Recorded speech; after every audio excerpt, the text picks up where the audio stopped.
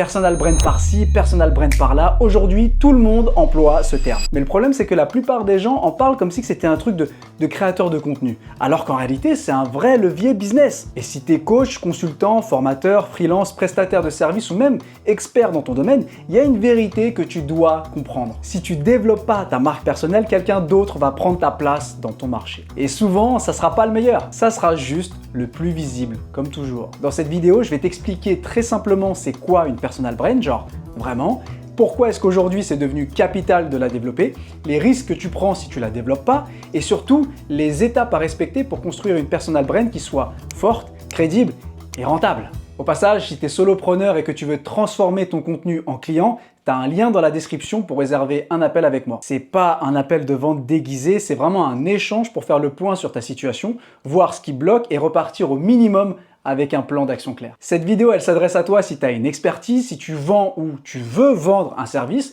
tu sais que tu pourrais aider beaucoup plus de monde, mais aujourd'hui, ton acquisition, elle est encore trop instable. Tu dépends trop du bouche à oreille ou tu sens que ton marché, il ne te perçoit pas encore à ta juste valeur. En revanche, si ton objectif, c'est juste de faire des vues pour flatter ton ego ou devenir créateur, sans logique vraiment business derrière, cette vidéo, elle sera probablement pas la plus utile pour toi. Donc, tu peux la skipper. Moi ici, je vais te parler de personal brand comme un vrai levier de croissance pour ton business. Petite présentation si tu ne me connais pas, moi je m'appelle Riyad. Ça fait maintenant 2 ans que je crée du contenu autour de mon activité. J'ai commencé de zéro, aucune audience, aucun revenu en ligne, aucune communauté, pas d'équipe, pas de monteur, pas de setup de fou. Juste ça. Et si aujourd'hui j'ai des clients, une activité qui va bientôt dépasser les 20 cas par mois et surtout une activité qui me donne de la liberté, je la dois en grande partie à ma capacité à prendre la parole, à partager ma vision, à montrer mon expertise et à construire une image cohérente dans l'esprit de mon marché. Et ce qui est intéressant, c'est que j'ai pas appris ça comme un créateur, je l'ai appris comme un vendeur. J'ai passé près de 10 ans dans la vente à générer des millions d'euros pour des entreprises. Après, j'ai vraiment quitté ce cadre pour construire mon propre business en ligne. Et ce que j'ai compris, c'est qu'aujourd'hui, sur Internet, on n'achète pas seulement une offre, on achète la perception qu'on a de la personne qui la porte. Bon, maintenant, c'est quoi une personal brand? Genre, vraiment, c'est quoi? Une personal brand, c'est pas juste prendre des photos de toi, raconter ta vie, faire du contenu esthétique ou avoir une belle DA. Non, c'est pas ça. Une personal brand, c'est beaucoup plus profond que ça. C'est la perception que ton marché a de toi, je dirais à grande échelle. C'est ce que les gens pensent quand ils entendent ton nom. C'est ce qu'ils ressentent quand ils tombent sur ton contenu.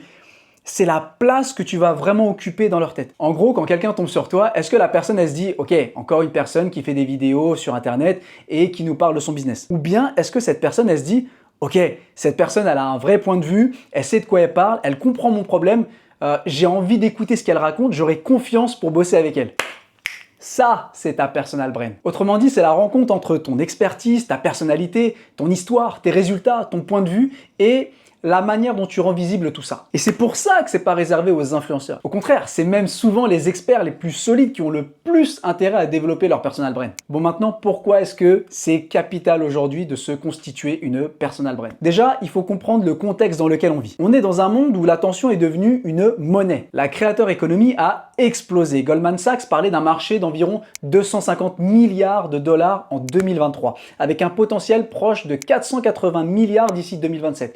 Et environ 50 millions de créateurs à l'échelle mondiale. Donc, ça veut dire quoi concrètement? Ça veut dire qu'aujourd'hui, ton marché, il est surexposé au contenu, aux opinions, aux méthodes, aux experts, aux coachs, aux offres, aux promesses. Il y en a 1 milliard de ça. Donc, tu l'as vu, le problème, c'est pas l'accès à l'information parce que l'info, elle est partout sur Internet. D'ailleurs, tu as juste à demander à Claude ou ChatGPT si tu veux l'info. Non, le réel problème, c'est à qui est-ce que je fais confiance? Et c'est exactement là que la personal brand, elle devient décisive. Parce qu'à compétence égale, très souvent, le marché va choisir la personne la plus claire, la plus visible et la plus mémorable. Pas forcément la meilleure techniquement, mais bon, ça, je pense que tu l'as déjà remarqué. Et ça, faut l'accepter. Il y a une phrase que j'aime beaucoup et que répète beaucoup mon ami Terry, c'est people buy people. Autrement dit, on n'achète pas des produits, on achète des gens, des personnes. Aujourd'hui, quand tu vends un service, du consulting, du coaching, de l'accompagnement, de l'expertise, peu importe, le client n'achète pas juste un livrable.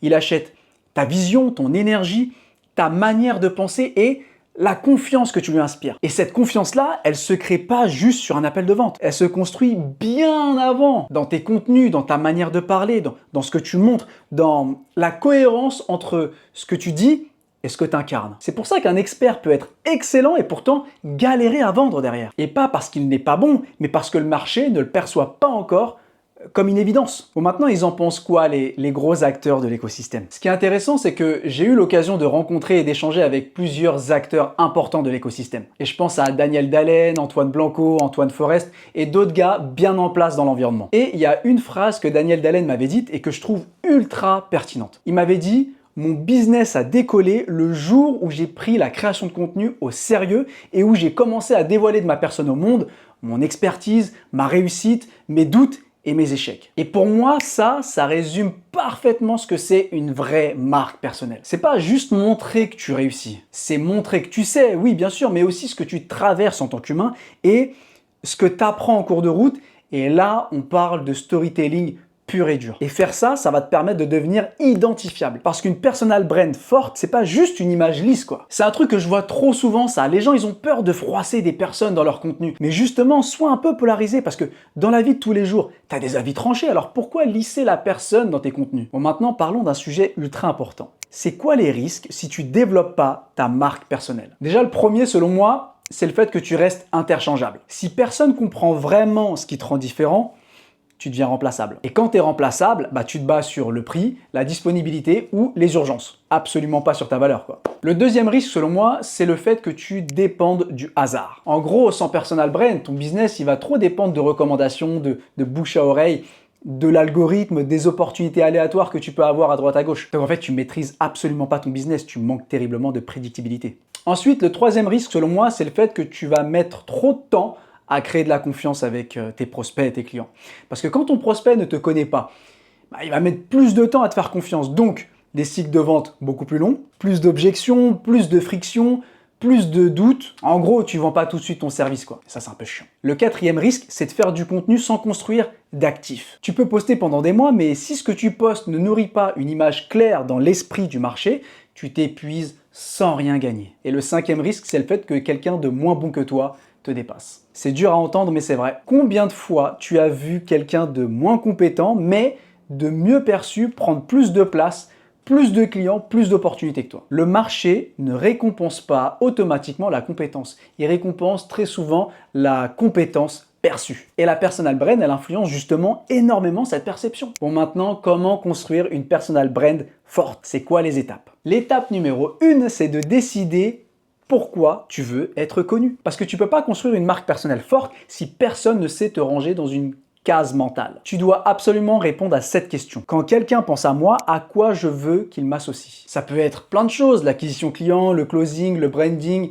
la productivité, l'IA. Bref, t'as compris ce que je veux dire. T'as pas besoin d'être enfermé à vie, mais t'as besoin d'être identifiable. L'étape d'après, l'étape numéro 2, c'est de clarifier ton point de vue. Une personal brand forte, c'est pas juste je partage des conseils. Non, c'est plutôt j'ai une lecture du marché, j'ai une opinion, j'ai une manière de voir les choses. Et tu vois, ça, ce sont des angles. C'est ça qui te rend mémorable. L'étape numéro 3, c'est de montrer 4 choses dans ton contenu. Et de manière régulière. Ton expertise, tes preuves, ta personnalité et ton histoire. C'est vraiment la combinaison des 4 qui va créer l'attachement. L'étape numéro 4, je dirais, fais voir l'humain derrière l'expert. Et c'est là que beaucoup galèrent. Tu veux être crédible et pro, mais souvent tu deviens impersonnel et très lisse. Et fais pas cette erreur, parce que les gens achètent un humain qu'ils comprennent, mais ils vont s'attacher à un humain qu'ils ressentent. Et ce que je viens de dire, c'est ultra important. Donc ouais, monte tes idées, monte tes résultats, mais montre aussi un peu de ton quotidien, tes phases de doute, ton environnement, ton rythme, ta manière de travailler. Moi, quand je voyage et que je travaille depuis l'étranger, j'hésite pas à le montrer. Quand je doute et que je vis des moments de crise dans mon business, pareil. Et mes réussites, c'est la même chose. C'est pour ça que mes plans à Bali, en Tunisie, en train de bosser,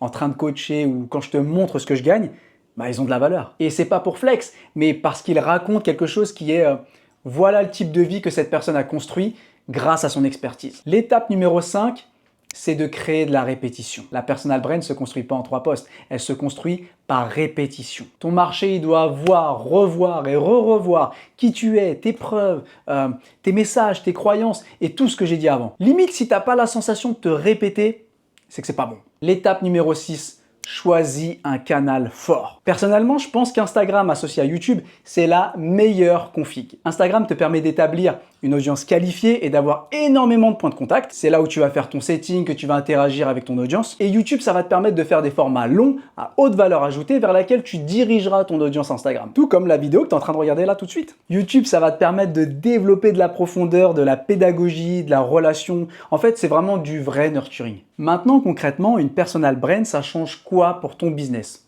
Si on parle un peu français. Quand ta marque personnelle va être solide, tu vas ressentir plusieurs choses. Déjà, tes prospects, ils vont arriver prévendus en quelque sorte. Tu auras beaucoup moins de friction dans tes appels de vente. Ensuite, tu auras moins besoin de te justifier. Ton nom va circuler beaucoup plus et tu vas attirer plus de clients et générer plus de cash de facto. En gros, tu vas sentir que tu as plus de notoriété et de capital confiance. Et ça, c'est énorme parce que ton activité devient réellement prédictible. Fini la prospection pure et dure. Tu attires des clients avec qui tu as vraiment envie de travailler. Tu peux développer ton business, lancer des nouvelles offres, signer des partenariats. Les possibilités, elles sont quasiment infinies. Une personal brand forte, ça sert pas juste à vendre aujourd'hui, mais à vendre demain et après-demain aussi. En gros, c'est un véritable actif. Donc si aujourd'hui tu es expert, coach, consultant, formateur, freelance ou prestataire et que tu sais que ton problème c'est pas ton niveau mais la visibilité, ton message ou la façon dont le marché te perçoit, alors il faut que tu prennes ta marque personnelle au sérieux. Pas demain, pas quand tu seras prêt. Maintenant. Si tu veux qu'on bosse ensemble là-dessus, à savoir sur ton positionnement, ton contenu, ton message et la manière de transformer ta présence en ligne en client, tu peux réserver un appel avec moi via le premier lien dans la description. Encore une fois, c'est pas un appel de vente déguisé. C'est un échange pour bien comprendre où t'en es, ce qui bloque et voir si je peux vraiment t'aider. Et dans tous les cas, tu repartiras avec plus de clarté. Si cette vidéo t'a aidé, pense à liker et à t'abonner. Et si t'as une question, n'hésite pas à l'écrire en commentaire, j'y répondrai.